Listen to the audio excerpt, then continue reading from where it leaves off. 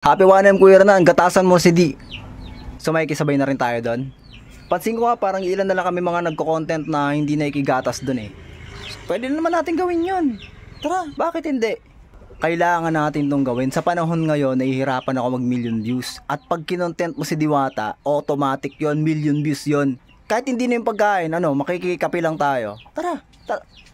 Bakit? O alam ko, marunong ako magluto. So ibig mong sabihin, hindi na ako pupunta ron, magluto na lang ako ng sarili kong para sa overload. Pwede no?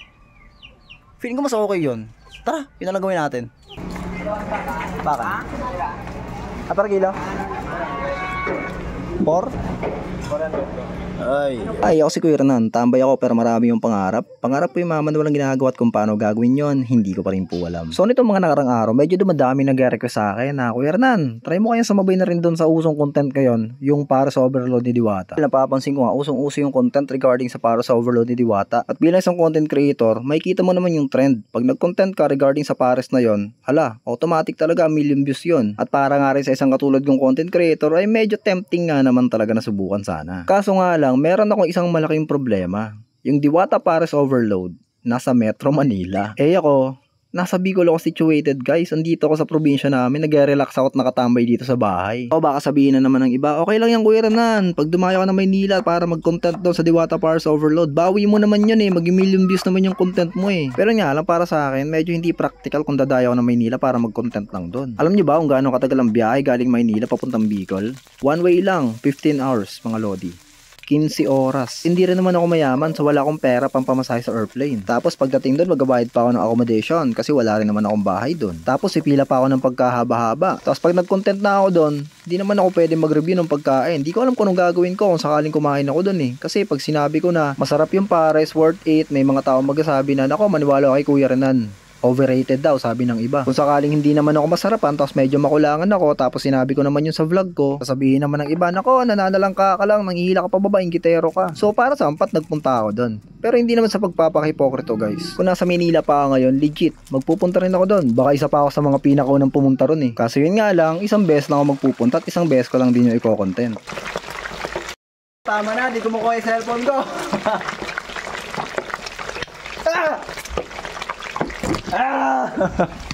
Skolol.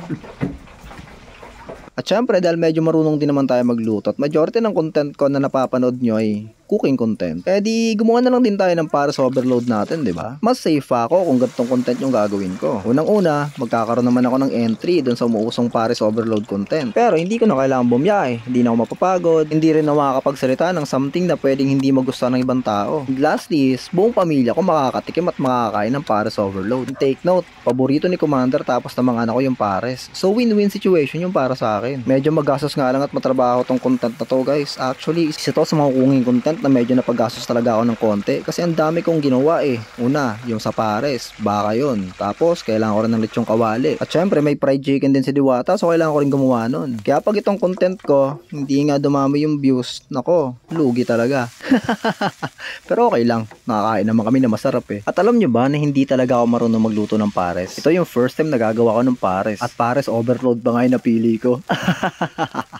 Pero syempre, Kuya Renan to eh, di ba? Mahilig tayo sa mga challenge, walang problema. Kaya nga nila, pag may gusto ka matutunan, pag-aralan mo. So bago ka na malengke, ayun, nanood ako ng videos kung paano niluluto yung pares. Nasa 1 oras din ako nanood ng videos at sabi ko, ayun, ready na ang Kuya Renan. At hinanap ko talaga yung pinaka-kanto style na recipe ng pares na mahanap ko. Kasi ganun din yung kinakain ko sa Maynila eh. And fun fact, mga idol, nasa call center pa ako, pero sa siomai rice meal sa 7-Eleven, isa yung pares sa mga lifeline namin mga call center agent pag critical wallet days na. Nagtitipid ka ba kasi medyo malaki pa yung sahod? Nako, pares ang savior mo. Mga kapwa ko yung call center agent, kaway-kaway naman kayo. And just like that mga lodi, after just 2 hours, our pares overload is done. Tara, plating na tayo. Gutom na ako eh, gusto ko na kumain. At syempre, alam naman natin lahat, di siya magiging lehitimong pares kanto style kung walang mga dahon-dahon. So ayan, mag-chop tayo ng onion leeks tapos spring onion. So ayan na, nakikita nyo, ayan na yung sinangag natin, ayan yung lechong kawali, andun yung fried chicken, tapos yung mga dahon-dahon. And preparado na lahat, so the only thing left to do is magsandok na tayo ng pares natin. Kita nyo naman yan mga lodi oh. Purong laman, malapot ang sabaw, lihitimong mapapa-extra rice ka talaga. At pag lihitimong pares eater ka, alam mo may mga ritual pa yan bago kainin. So unang ritual, maglalagay tayo ng ng fried garlic sa ating rice tapos sa ating pares. Mas maraming fried garlic, mas masaya. Syempre di natin pwedeng kalimutan na maglagay din ng maraming dahon-dahon. Sheesh! Syempre dahil overload nga, so lalagyan natin ng crispy lechong kawali. Para may konting kagat sa dila at mas ganahan tayo kumain, maglalagay tayo ng ating homemade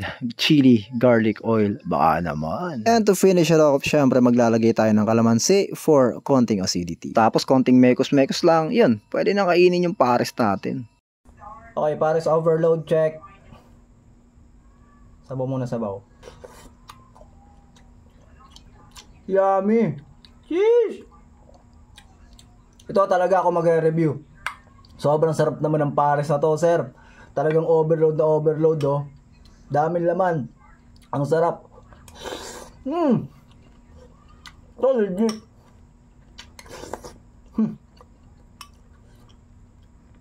Hindi nyo pwedeng sabihin na hindi talaga masarap. At hindi ko rin pwedeng sabihin na hindi masarap. At hindi ko pwedeng sabihin na tinipid. Kasi kitang-kita naman ginawa ko. Di ba?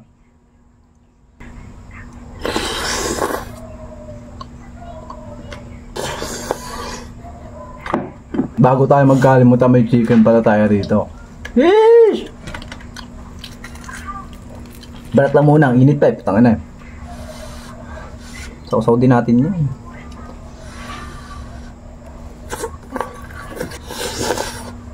Siyempre, para maging overload dyan, dapat may soft drinks.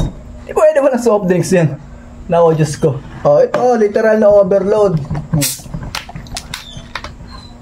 Diyos ko naman, Day. Day, malamig na Coke.